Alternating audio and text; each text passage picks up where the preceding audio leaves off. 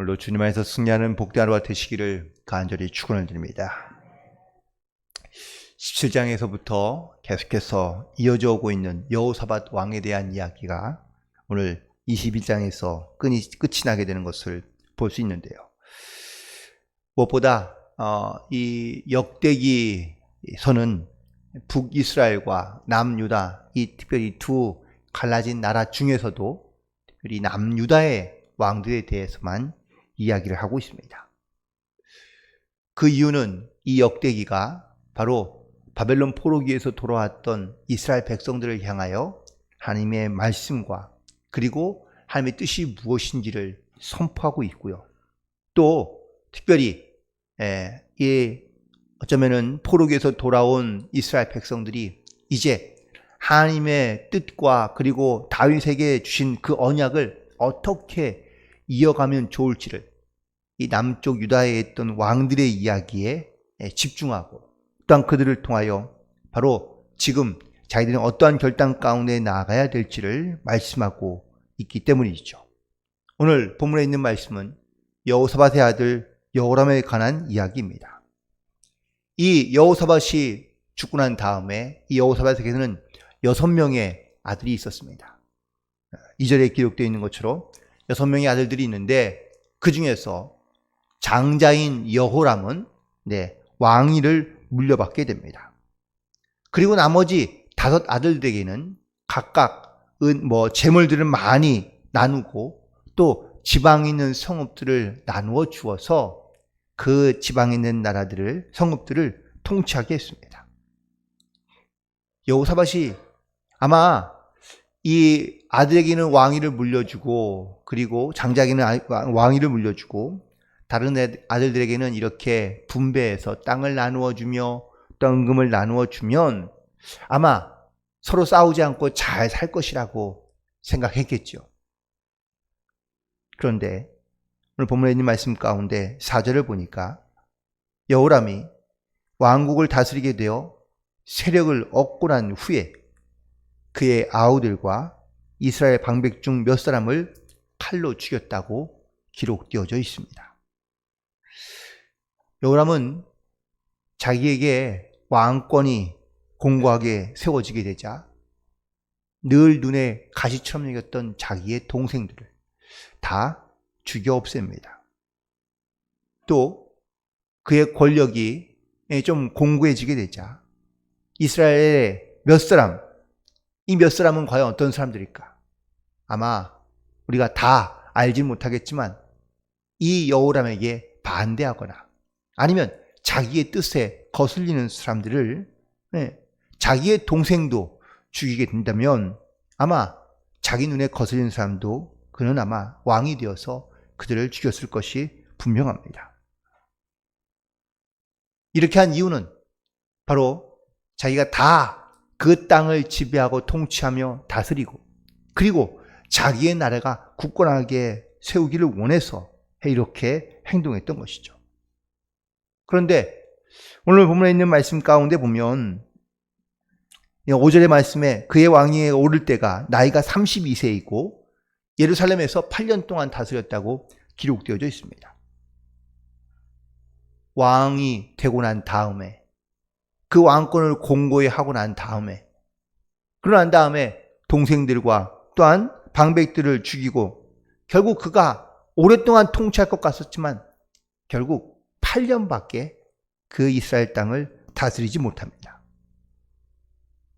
힘이란 그게 권력이든 아니면 금력이든 아니면 학력이든 그가 가지고 있는 그것을 가지고 또한 그것을 어떻게 사용하느냐에 따라서 너무나 달라지는 결과를 우리는 쉽게 볼 수 있습니다.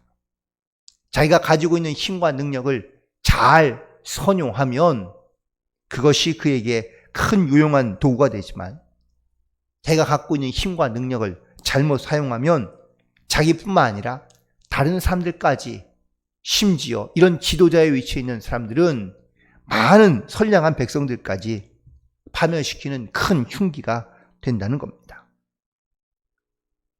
여호람이 이렇게 자기의 형제들을 죽이고 또한 이스라엘 백성들 가운데 있는 악한 일을 행하자 마치 그 때와 기회를 엿보던 주변에 있는 다른 나라들이 일어나서 이 여호람을 대적하며 전쟁하게 됩니다. 첫 번째가 바로 에돔과 림나인데 10절에 있는 말씀에 9절과 10절에 있는 말씀을 보니까 바로 이렇게 배반한 나라들을 통하여 이스라엘은 점점점 힘을 잃어가기 시작합니다. 그런데 이렇게 나라 안으로는 이러한 피비린내 나는 어떠한 가족 간의 전쟁과 또한 싸움 혹은 또 나라의 백성들을 잃어버리는 모습들, 전쟁에서 패하고 있는 이 모습들, 이런 모습들이 계속해서 일어나고 있는 이유를 10절에서는 아주 명확하게 이렇게 기록하고 있는데요. 하반절 끝부분에 있는 말씀을 보면 이는 그가 그의 조상들의 하나님 여호와를 버렸음이더라 라고 기록되어져 있습니다.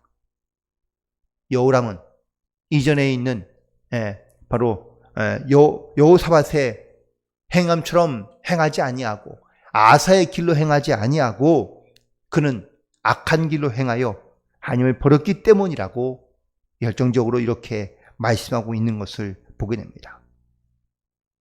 하나님을 버리고 이방신을 섬기며 우상신을 섬겼던 그의 인생 혹은 또 그의 나라 혹은 또 그의 삶이 어떻게 변해가고 있는지, 결국 여호람은 자기가 저질렀던 악행대로, 즉 동생들을 죽이고 그리고 왕권을 공고히 하려 했던 그는 결국은 이방 나라와의 전쟁으로 말미암아 그는 지게 되고, 생명을 빼앗은 것은 다시 생명으로, 마치 동생의 생명을 빼앗고 난 다음에 그도 역시 나중에는 병이 들어 심지어 그의 말년의 2년은 제대로 통치를 못하고 병으로 고생하다가 죽고 맙니다.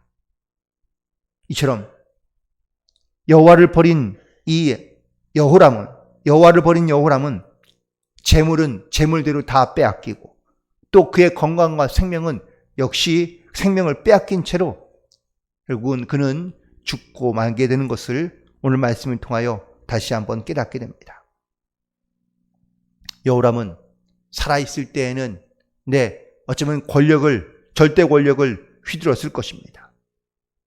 하지만 그 절대 권력이 결코 오래가지 않았다는 사실이고, 또한 그가 권력을 가졌을 때에 선한 일을 하기보다는 악한 일을 행함으로 말미암아 결국 그도 역시 자기가 행한 그대로 여기 돌려받고, 그리고 죽을 때에 심지어 그에게는 아무도 남은 사람이 없었다고 말씀하고 기록되어져 있는 것을 보게 됩니다. 오늘 본문의 말씀 20절의 끝에 보면 여호람이 32세에 즉위하고 예루살렘에서 8년 동안 다스렸는데요, 아끼는 자 없이 세상을 떠났다고 기록되어져 있으며, 그는 또한 왕실의 묘실에도 그는 들지 못하는 이러한 안타까운 모습으로 그는 그 생을 마감하게 된 것을 보게 됩니다.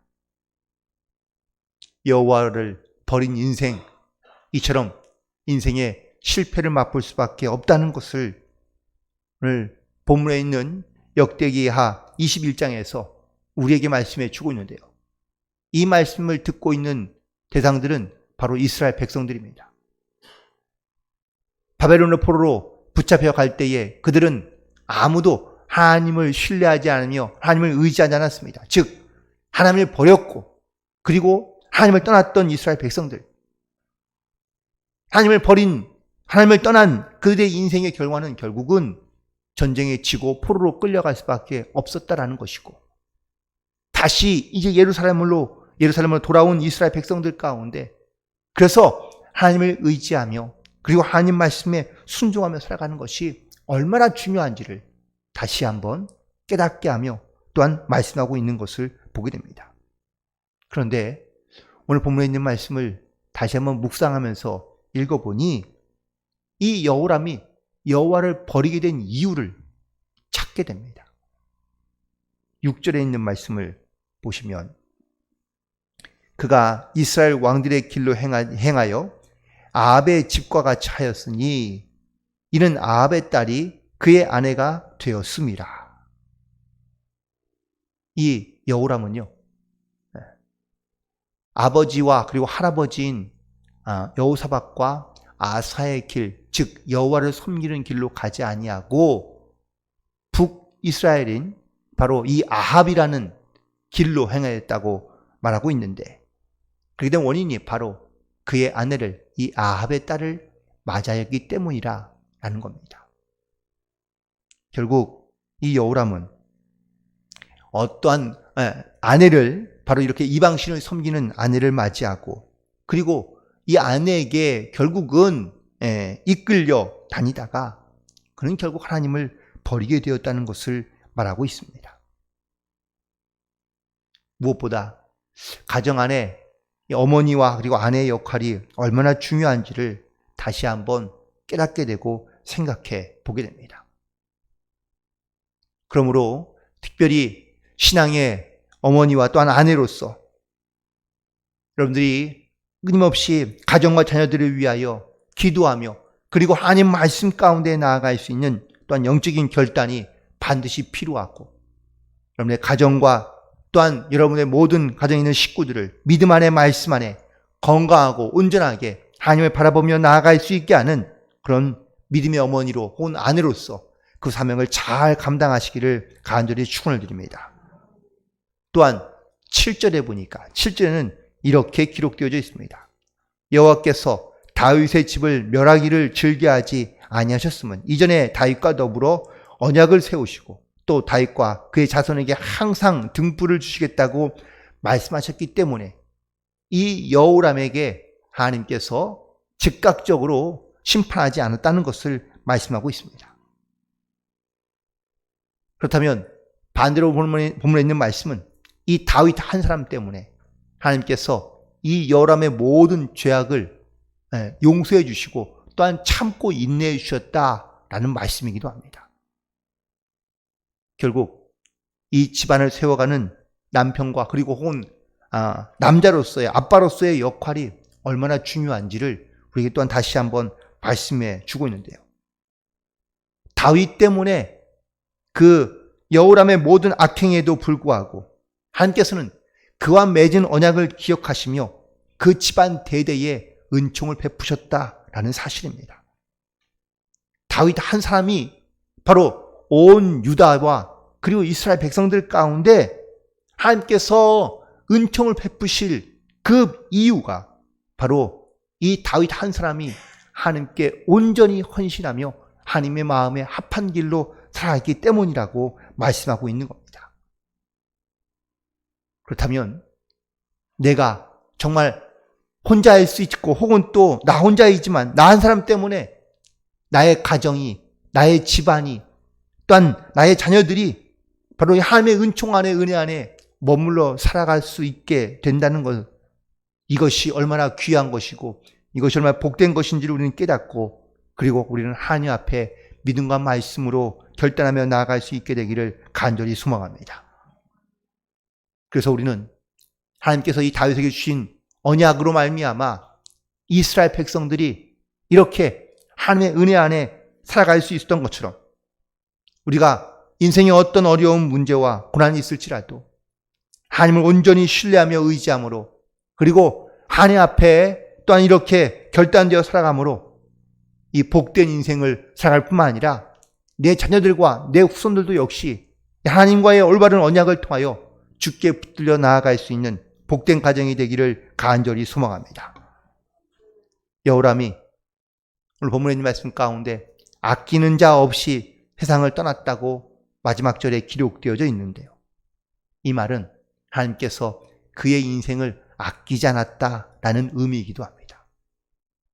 그는 전쟁에서 모든 것을 다 잃어버리고 자기의 아들 하나만 남겨두고 그는 결국은 그의 일생을 마무리하게 됩니다.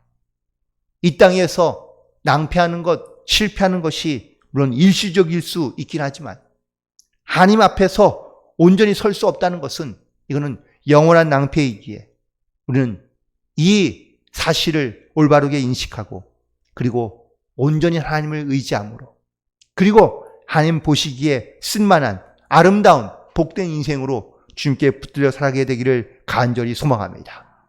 내 인생이 주님 앞에 섰을 때에 주님 앞에 칭찬받는 인생이 되기를 간절히 소망하며, 하나님과의 이런 영원한 언약을 통하여 여러분의 가정, 여러분의 자녀, 여러분의 집안 모든 후손들이 이렇게 하나님을 바로 믿고 하나님을 바로 의지하며 또한 하나님과 동행하는 삶을 살아감으로 하나님께서 주신 크신 은혜와 또한 은혜의 역사들이 함께 이어져 가게 되기를 주님의 이름으로 간절히 축원을 드립니다.